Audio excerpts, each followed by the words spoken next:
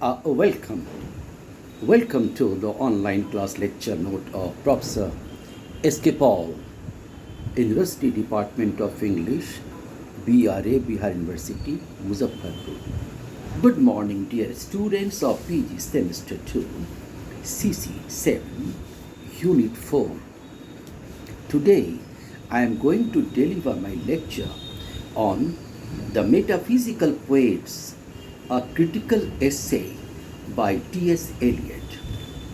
So, Eliot in essay, The Metaphysical Poets, that was written and published in 1921, is to explain the change that occurred in English poetry after the heyday of the metaphysical poets. Eliot's influential essay, The Metaphysical Poets, is a review of Herbert J.C. Grierson's anthology, Metaphysical Lyrics and Poems of the 17th Century. In this essay, Eliot argued that the works of these men embody a fusion of thought and feeling that later poets were unable to achieve. T.S. Eliot was an American English poet, playwright, literary critic, and editor, a leader of the modernist movement in poetry in such works as The Wasteland, published in 1922, and four quartets, published in 1943. Eliot exercised a strong influence on Anglo-American culture from the 1920s until late in the century. His experiments in diction, style, and versification revitalized English poetry, and in series of critical essays he shattered old orthodoxies and erected new ones. The publication of four quartets led to his recognition as the greatest living English poet and man of letters, and in 1940 he was awarded both the Order of Merit and the Nobel Prize for Literature. Eliot was distinguished. Eliot was descended from a distinguished New England family that had relocated to St. Louis, Missouri. His family allowed him the widest education available in his time, with no influence from his father to be practical and to go into business. From Smith Academy in St. Louis, he went to Milton in Massachusetts. From Milton, he entered Harvard in 1906. He received a BA in 1909. After three,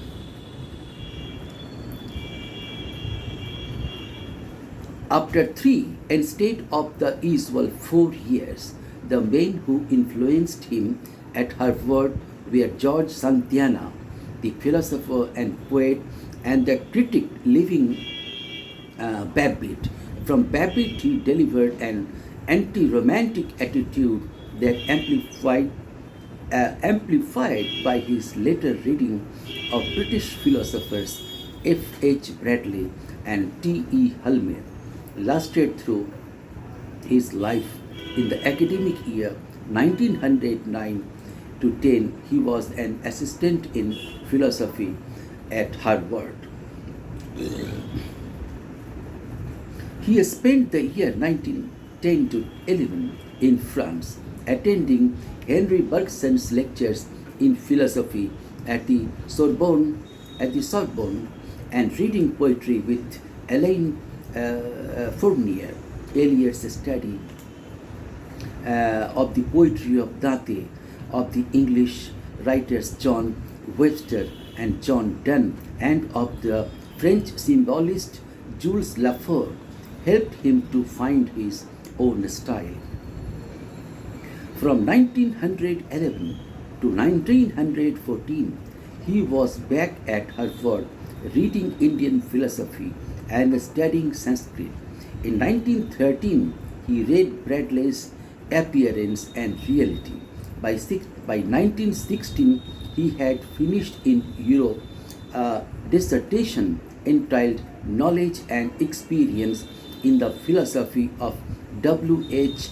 Bradley. But World War I had intervened and he never returned to Harvard to take the final oral examination for the PhD degree. In 1914, Eliot met and began a close association with the American poet Ezra Pound. The love song of J. Alfred Prufrock is the poem that may be considered as the manifestations of Eliot's modernism. He was to pursue for careers editor, dramatist, literary critic, and philosophical poet. He was probably the most erudite poet of his time in the English language. His undergraduate poems were literary and conventional. His first important publication and the first masterpiece of modernism in English was the love song of J. Alfred Prufrock, published in 1915. Let us go then, you and I, when the evening is spread out against the sky like a patient etherized upon a table, through certain half-deserted streets, the muttering retreats of unlined cheap hotel. In the room the women come and go, talking of Michelangelo. Although Pound had printed privately a small book, a Lume Spento, as early as 1900, a Prufrock was the first poem by either of these literary revolutionists to go beyond experiment to achieve perfection.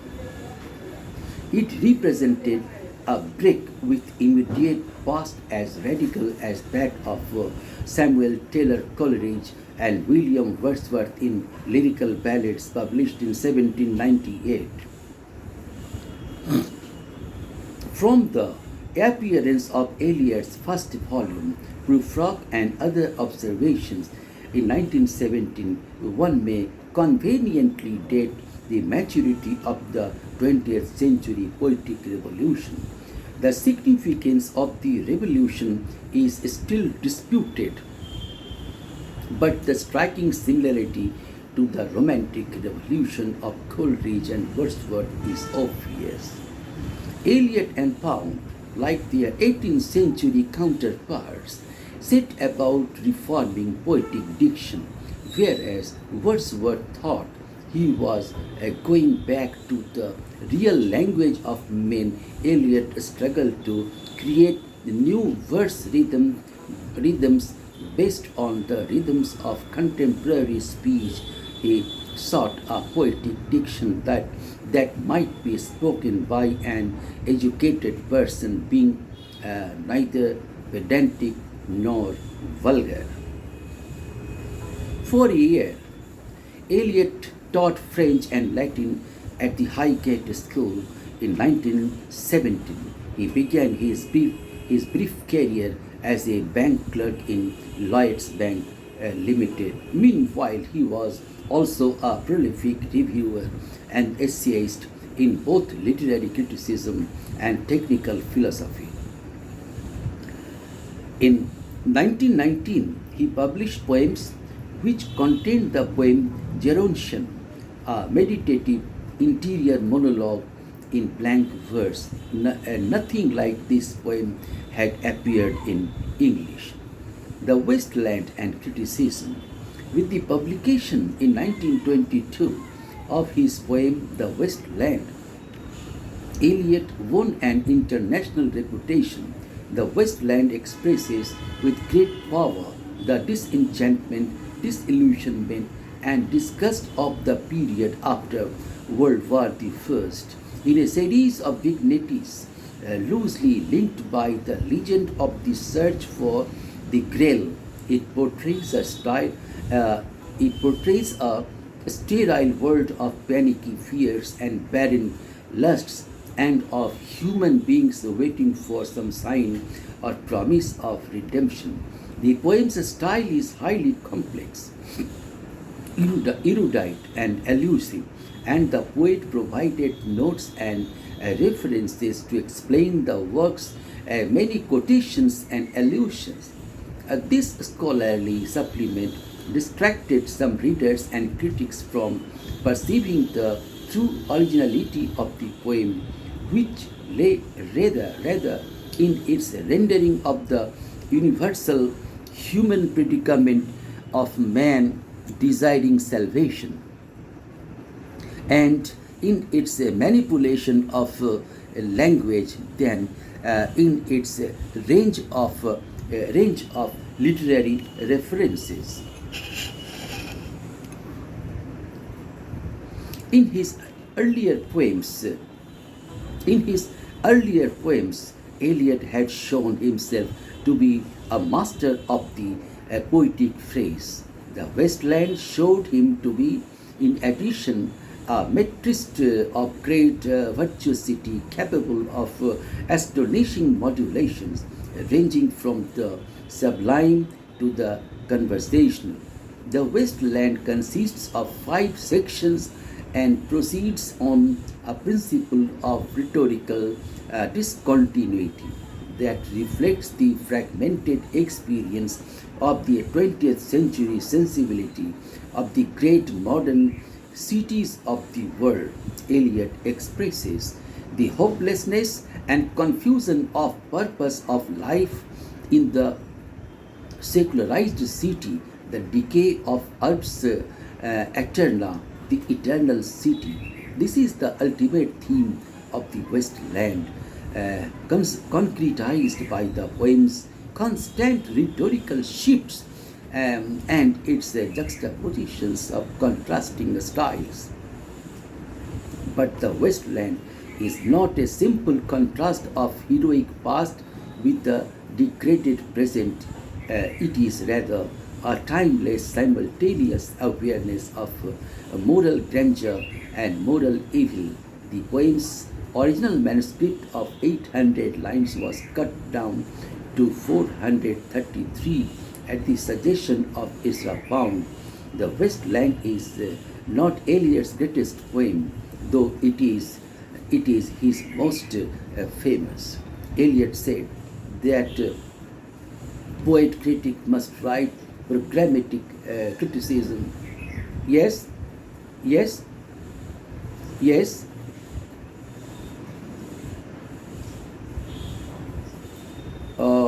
Not at all. Did you not receive my voice so far?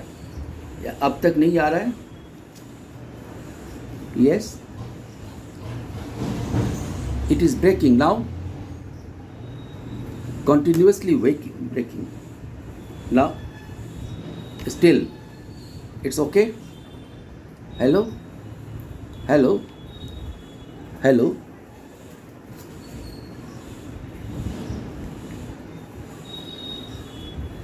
Okay, just wait then. Okay, I begin again. Eliot said that the poet critic must write programmatic criticism, that is, criticism that expresses the poet's own interests as a poet, quite different from historical scholarship, which stops at placing the poet in his background. Consciously intended or not, Eliot's criticism created an atmosphere in which his own poetry could be better understood. Eliot's criticism created an atmosphere in which his own poetry could be better understood and appreciated than if it had to appear in a literary milieu dominated by the standards of the preceding age. In his essay, Tradition and Individual Talent, appearing in his first critical volume, The Sacred Wood, published in 1920, Eliot asserts that tradition, as used by the poet, is not a mere repetition of the work of the immediate past. Novelty is better than repetition, he said. Rather, it comprises the whole of European literature from Homer to the present. The poet, writing in English, may therefore make his own tradition by using materials from any past period in any language. This point of view is programmatic in the sense that it deposes the reader to accept the revolutionary novelty of Eliot's polyglot quotations and serious parodies of other poets' styles in the Wasteland. Also, in The Sacred Wood, Hamlet and his problems sets forth Eliot's theory of the objective correlative. The only way of expressing emotion in the form of art is by finding an objective correlative. In other words, a set of objects, a situation, a chain of events which shall be the formula for that particular emotion, such that when the external facts which must terminate in sensory experience are given, the emotion is immediately evoked. Eliot used the phrase objective correlative in the context of his own impersonal theory of poetry. It thus had an immense influence toward correcting the vagueness of late Victorian rhetoric by insisting on a correspondence of word and object. Two other essays, first published the year after The Sacred Wood, almost complete the Eliot critical canon, The Metaphysical Poets, and Andrew Marvell, published in Selected Essays in 1917 to 32. In these essays, he effects a new historical perspective on hierarchy of English poetry, putting at the top Donne and other metaphysical poets of the 17th century and lowering poets of the 18th and 19th centuries. Eliot's second famous phrase appears here, dissociation of sensibility, invented to explain the change that came over English poetry after Donne and Andrew Marvell. This change seems to him to consist in a loss of union of thought and feeling. The phrase has been attacked, yet the historical fact that gave rise to it cannot be denied. And with the poetry of Eliot and Pound, it had a strong influence in reviving interest in certain 17th century poets.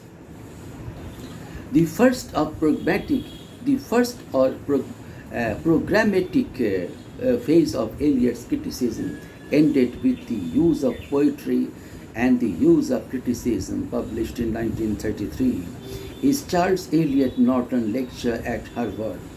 Shortly after this, his interest had broadened into theology and sociology. These short books, long essays, were the result Thoughts After Lambeth, 1931, The Idea of a Christian Society, and Notes Towards the Definition of Culture. These book essays, along with his Date, 1929, and indubitable masterpiece, broadened the base of literature into theology and philosophy. Whether a work in poetry must be decided by literary standards, whether it is a great poetry must be decided by standards higher than higher than the literary. Eliot's criticism and poetry are so interwoven that it is difficult to discuss them separately. The great essay on Dante appeared 2 years after Eliot was confirmed in the Church of England. In that year, he also became a British subject. The first long poem after his conversion was Ash Wednesday, published in 1930, a religious meditation in a style entirely different from that of any of the earlier poems. Ash Wednesday expresses the pangs and the strain involved in the acceptance of religious belief and religious discipline. This and subsequent poems were written in a more relaxed, musical, and meditative style than his earlier works, in which the dramatic element had been stronger than the lyrical. Ash Wednesday was not well received in an era that held that poetry, though autonomous, is strictly secular in its outlook. It was misinterpreted by some critics as an expression of personal disillusion. Metaphysical poet, any of the poets in the 17th century England who inclined to the personal and intellectual complexity and concentration that is displayed in the poetry of John Donne, the chief of the metaphysicals.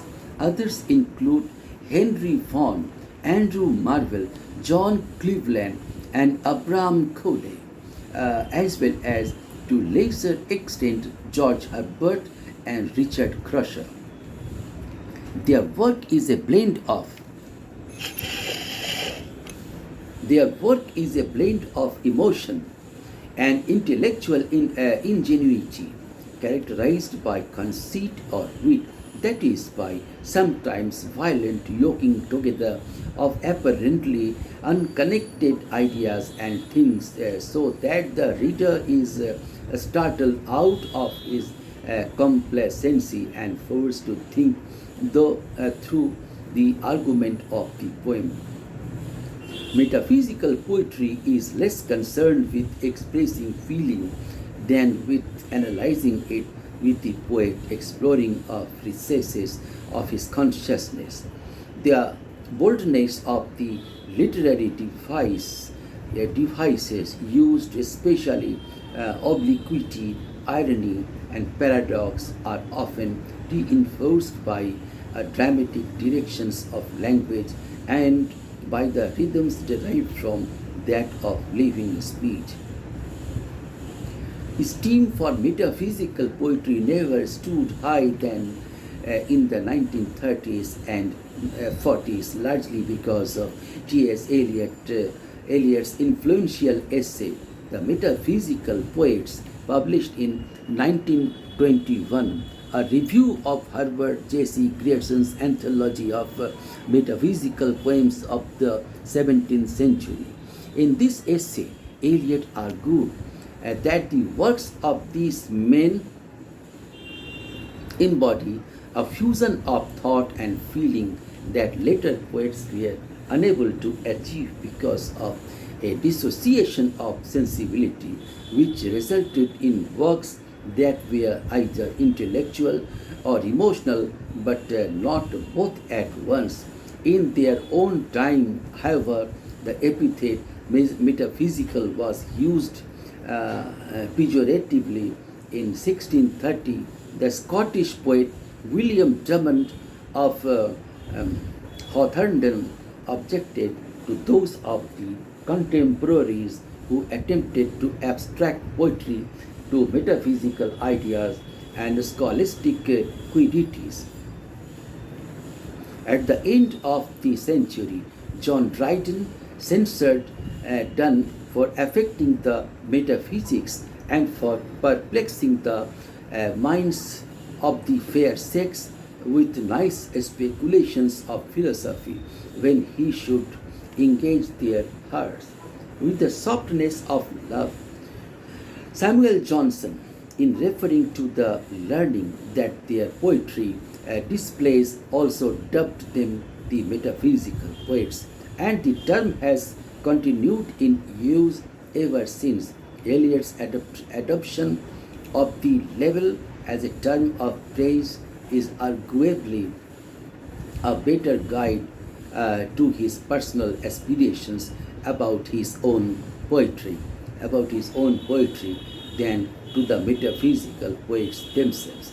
His use of metaphysical underestimates these poets date to lyrical and socially engaged verse.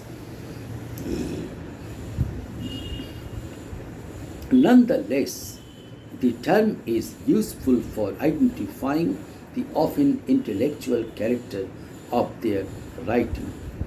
A short analysis of T.S. Eliot's The Metaphysical Poets. In his 1921 essay, The Metaphysical Poets, T.S. Eliot made several of his most famous and important statements about poetry, including by implication his own poetry.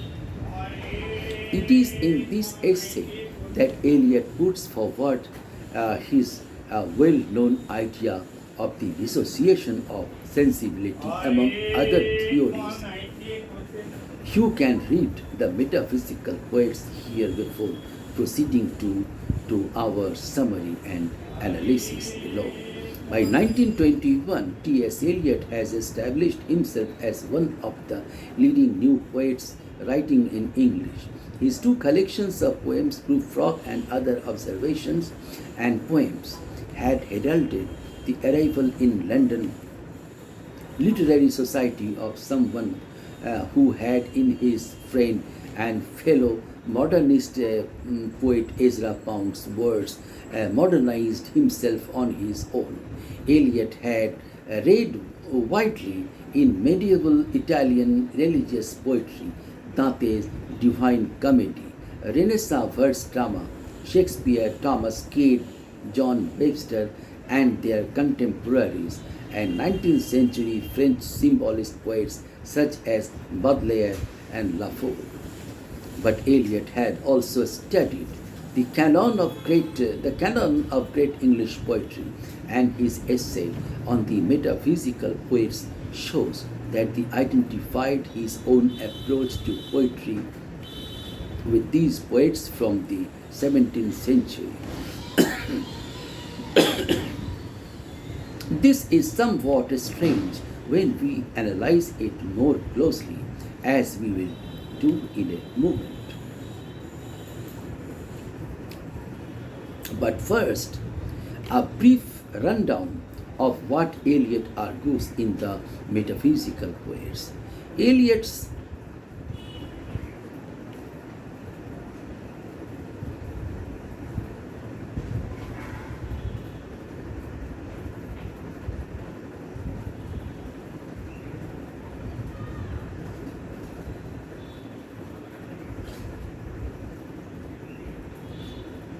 Eliot's article on the metaphysical poets is actually a review of a new anthology, Herbert J.C. Grierson's Metaphysical Lyrics and Poems of the 17th Century. Eliot uses his review of Grierson's anthology, however, as an opportunity to consider the value and significance of the metaphysical poets in the development of English poetry. Although the metaphysical poets were a distinctly English movement or school, Eliot uses both words while acknowledging that they are modern descriptions grouping together a quite disparate number of poets. Eliot also draws some interesting parallels between the 17th century English metaphysical poets and 19th century French symbolist poets like Jules Lafont, whose work Eliot much admired. Eliot begins by reminding us that it's difficult to define metaphysical poetry since there is a considerable difference in style and technique between those poets who are often labeled metaphysical. We have explored the issue of defining metaphysical poetry in a separate post, but the key the key frame of reference for us as for Eliot was Samuel Johnson's influential denunciation of the metaphysical poets in the 18th century. Eliot quotes Johnson's line about the metaphysical poetry that the most heterogeneous ideas are yoked by violence together. Eliot's response to Johnson's quotes, censor, however, is to point out that all kinds of poets, not just the metaphysicals, unite heterogeneous or different materials together in their poetry. Indeed, Eliot quotes from Johnson's own poem, the vanity of human wishes. His fate was destined to a barren strand. His fate was destined to a barren strand, a petty fortress and a dubious hand. He left a name at which the world grew pale to point a laurel or adorn a tale. Eliot argues that while such lines as these are different in degree from what the metaphysical poets did in their own work, the principle is in fact the same. Johnson's guilty of that which he chastised Abraham Cowley, John Cleveland, and other metaphysical poets for doing in their work. Eliot then goes on to consider the style of numerous metaphysical poets. He points out that whilst someone like George Herbert wrote in simple and elegant language, his syntax or sentence structure was often more complex and demanding. A key to Herbert's method is a fidelity to thought and feeling, and it is the union of thought and feeling in metaphysical poetry which will form the predominant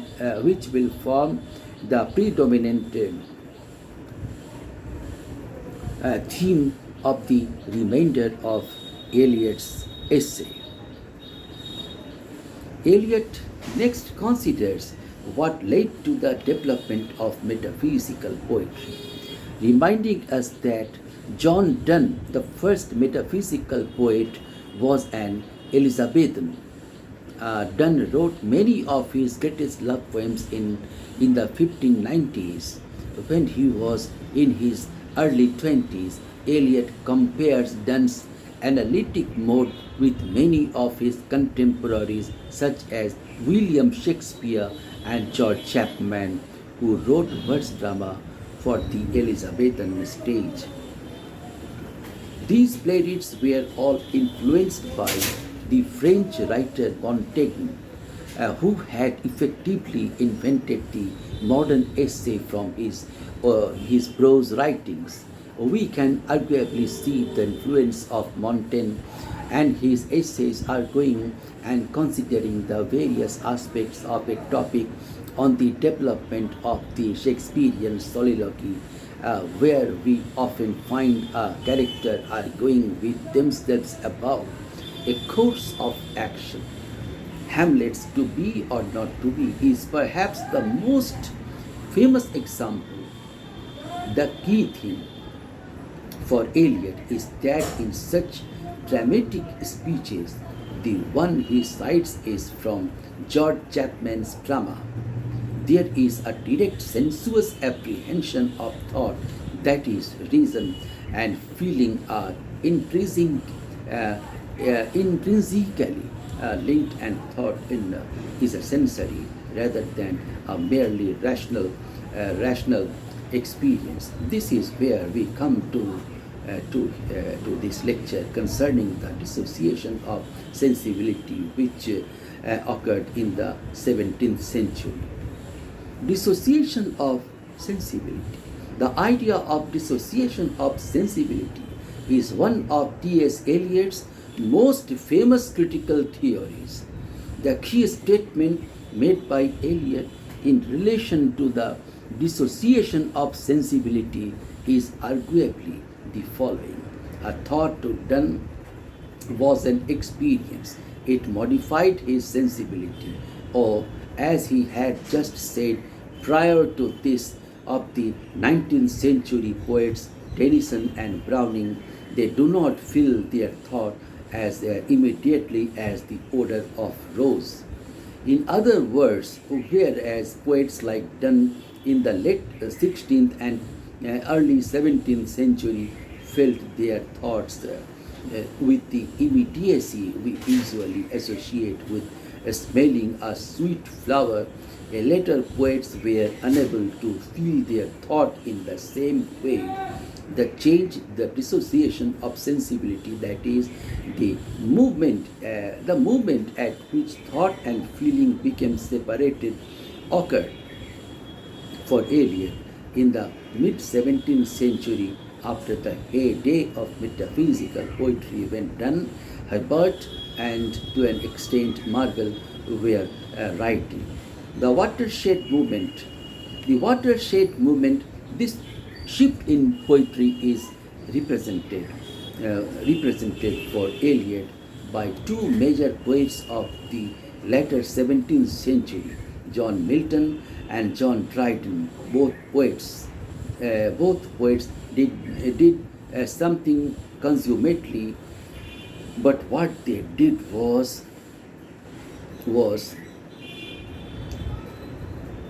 different.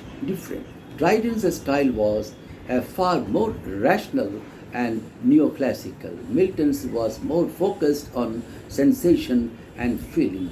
It is worth noting, although Eliot does not make this point, that the Romantics, whose work rejected the old orderly rationalism of neoclassical poets like Alexander Pope and before him John Dryden, embraced Milton and especially his Paradise Lost. Wordsworth references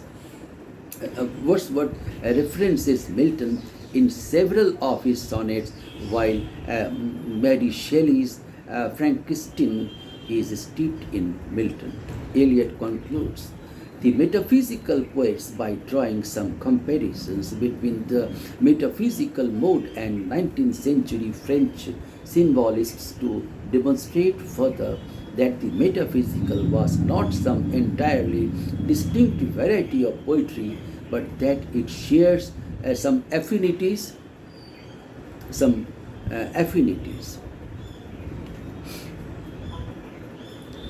core affinities with other schools of poetry. He then returns to Johnson's criticism of the metaphysical poets' techniques and meter and argues that whilst we should take Johnson's critic seriously, we should nevertheless value the metaphysical poets and look beyond poets like Cowley and Cleveland, who are Johnson's chief focus. In conclusion, Eliot's essay was important in raising the profile the profile of the metaphysical poets among his own readers, people who looked to Eliot for discerning critical judgment and viewed him as a touchstone of literary taste, were inclined to go and reread the metaphysicals. This led to a tendency among critics of Eliot's work to identify him as a latter-day metaphysical poet, a view which, as the poet critic William Emerson pointed out, isn't borne out by reading Eliot's work. Prufrock, the speakers of the Wasteland, and the Holloman don't really speak to us in the same way as Donne or Marvel do. There can't really any elaborate and extended poetic conceits central to the metaphysical method in Eliot's work. So, this connection between Eliot's own work and the work of Donne, Herbert, and others has been overplayed. Emerson was well placed. Emerson was well placed to point this out. His own poetry clearly bears the influence of Donne in particular, and Emerson is rightly called a modern metaphysical poet for his reason. However, Eliot himself encourages such as a parallel at one point in the Metaphysical Poets when he writes that poets writing in modern European civilization must be difficult because the civilization is itself complex and various, and so the poet, to do justice to this complexity and variety, must become more comprehensive, more elusive, more indirect in order to force to dissociate of necessary language into his meaning. Certainly, this statement is equally applicable to Andrew Marvell and T.S. Eliot.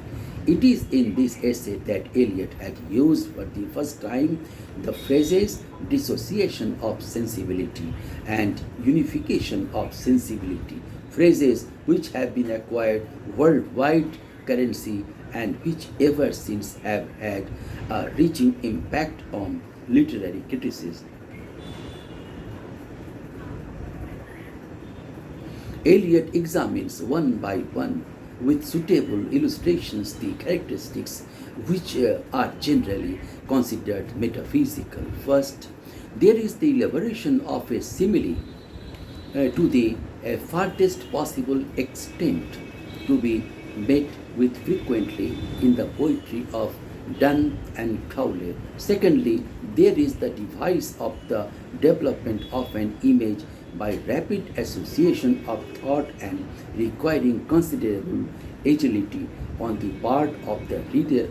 That is a technique of comparison. Thirdly, the metaphysicals produce their effects by sudden contrasts. Thus, in the line, a bracelet of bright hair about the bone, the most effect is produced by sudden contrast of the associations of bright hair and bone. But such telescoping of images and contrasts of associations are not a characteristic of the poetry of John Donne. It also characterizes Elizabethan dramatists like Shakespeare, Webster, Turner, and Middleton. This suggests that Donne, Cowley, and others belong to the Elizabethan tradition and not to any school. The dominant characteristics of Donne's poetry are also the characteristics of the great Elizabethans.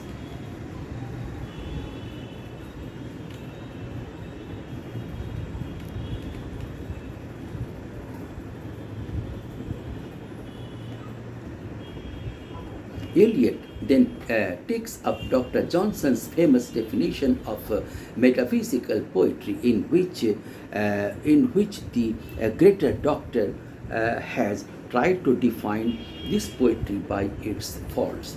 Dr. Johnson, in his Life of Cowley, points that in metaphysical poetry, the most heterogeneous ideas are yoked by violence together.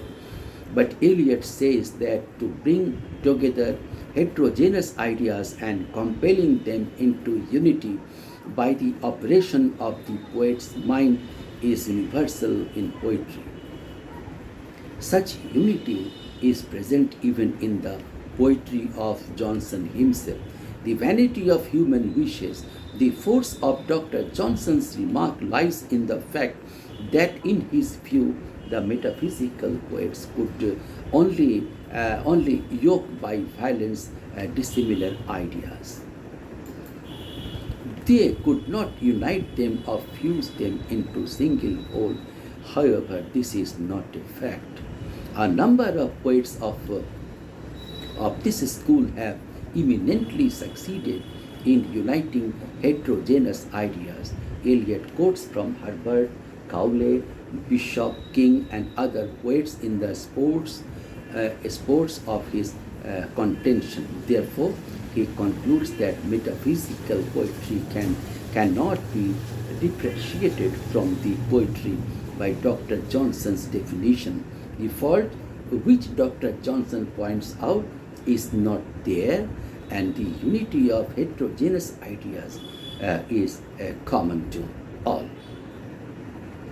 Dear students, this way I have completed my lecture today. Thanks a lot to all of you. I have completed my lecture. Thank you.